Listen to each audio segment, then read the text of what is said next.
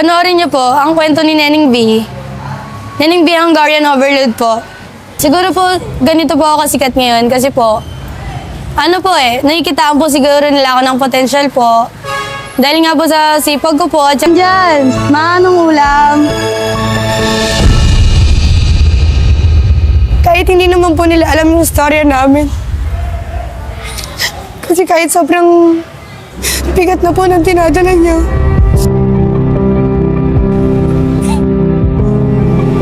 Ang pangit kasi umiyak, sir eh. Wala na atang hindi nakakakilala sa kanya ngayon dahil pagkatapos niya mag-trending, Lalo na yung ayaw ko pong pag-usapan dahil din po ron. Minsan po masakit po talaga, kaya po sa mga nambabash.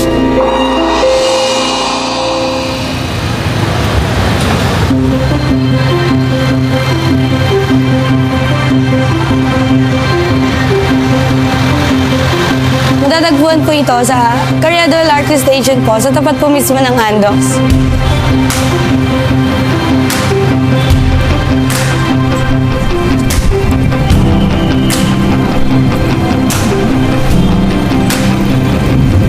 The next station is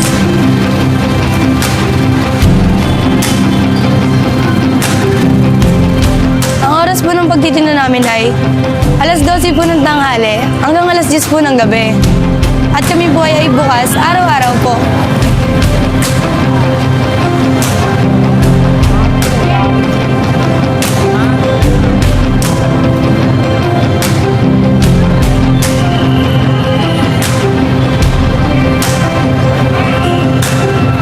Kami pong mga batang Quiapo, kilala po kami bilang masipag at madiskarte sa buhay. Tinitinda ko po ay Hungarian Overload po. Hungarian Overload po, 50 pesos po. At yung tender juicy naman mong buy one take one, 70 pesos po. Ito po ay meron pong meron pong lettuce. Meron na rin po, nag-add na rin po kami ng pipino po. Tapos ayun po, Hungarian, ketchup mayo po with mustard. Tapos po yung sausage po, Hungarian cheesy overload na po yun. Siguro po, kaya po sikat. Ayun po, sa presyo po, pangmasa po, tapos masarap po.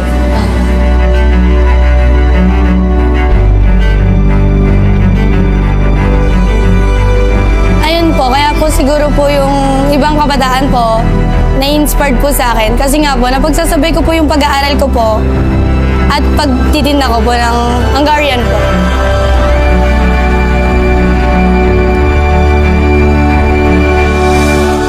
Hindi po talaga pumasok sa isip ko po na magbo-boom po yung tinda po namin ng Hungarian Overload po.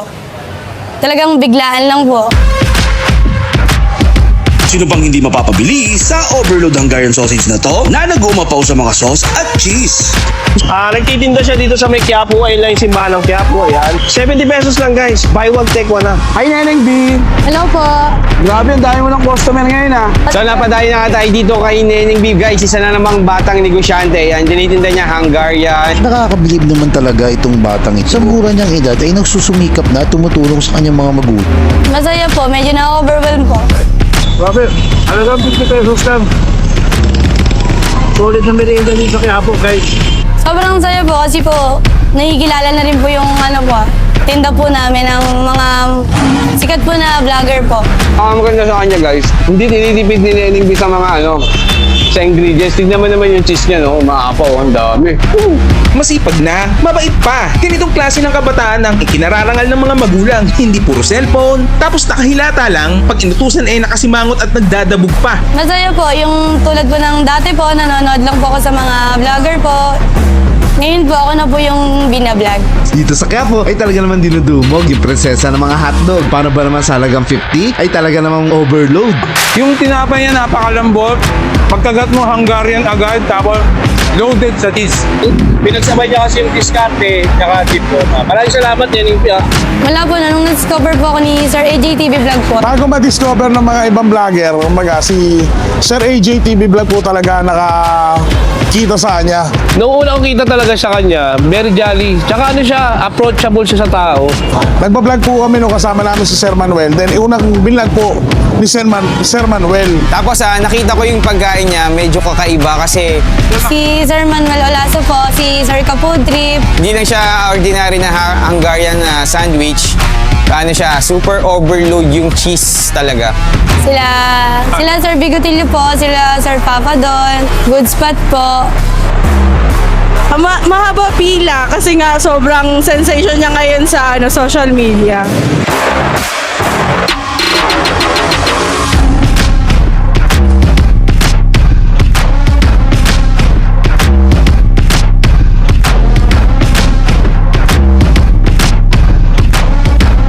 For me, kaya talaga to pinilaan is una nag-trending, gusto magpa-picture, gustong mag-vlog. Kita mo may mga vlogger din dito, kayo vlogger, di ba? Ganon. Galing pa po kami Las Piñas para po dumayo po kay Neneng. Yes. Galing po kami sa Mandaluyong po. San Miguel, Bulacan. Oo, dinayo po namin kasi... Kasi siguro dahil nag-viral siya sa Facebook. Neneng, ano bang ulam? Medyo...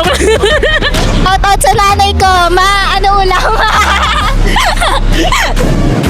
Anong ulam? Dinakdakan? Dakdakan kita eh. Masarap. Lasang Hungarian. Masarap. Sulit naman daw po, sabi po nung mga pumipila po. Anong ulam? Sa TikTok, nakikita namin sa TikTok. Dahil sa Oo, kasi sobrang sobrang kilala talaga siya ngayon right now sa social media. Hindi kasi favorite ko cheese.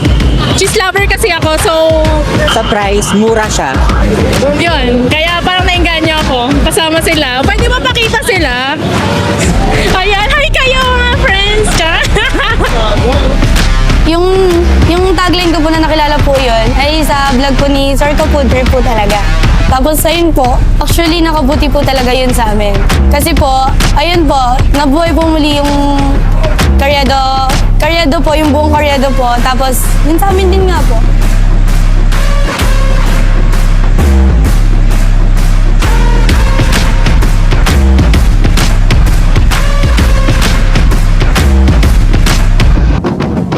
Ayun, sa mga nambabash kay Neneng B, hindi nyo alam yung istorya nung bata.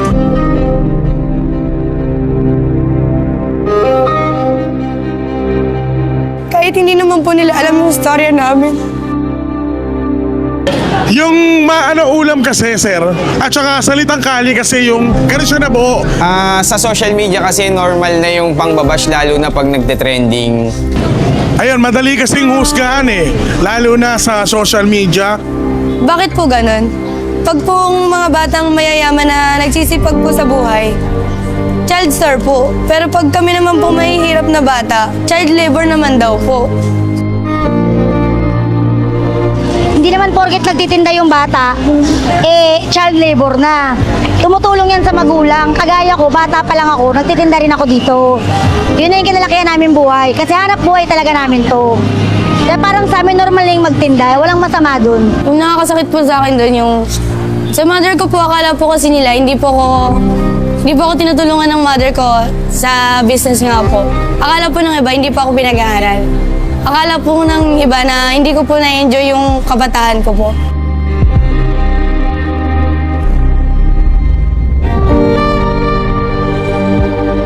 So sa mga sinasabing ginagatasan, hindi po kami magagatas. Akala po kasi ng iba, inaabuso po ako ng mother ko po na magtinda, na ay wala yan. Ako nga pala si Ka-Food Trip, isang food vlogger. I'm Ban Andrew Buyaw, food vlogger. So ang channel ko po is AJTV Vlogs. Bali sa akin nag-viral yung video na about kay Neneng B. Isa ako sa mga naka-discover kay Neneng B. Actually maraming dito, nag-trending na Hungarian dito sa Quiapo at especially yung kay Daga. Ako nakikita ang mga taong nagagalit ngayon dun sa batang babae dahil sa mga sinabi niya dun sa video. Merong batang hindi dapat nagtatrabaho. Can you really blame Neneng B for this?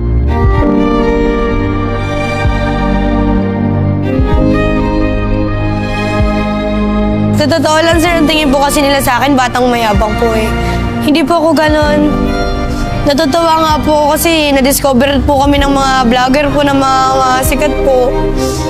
Ngayong pagkakataon na po talaga namin to, sir. Ano po, yun sa pag-aaral nga po.